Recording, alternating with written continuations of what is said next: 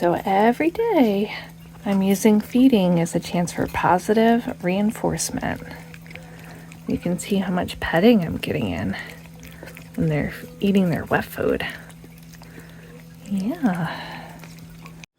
So we've now progressed to eating out of my lap. This is one of the stages in socialization. They're really motivated by wet food. So I'm forcing them to be close with me. You're doing so good. Yeah. You're liking leaning into the attention. Good girl, Rosita. I love you. Oh, I know. Good girl. Love you.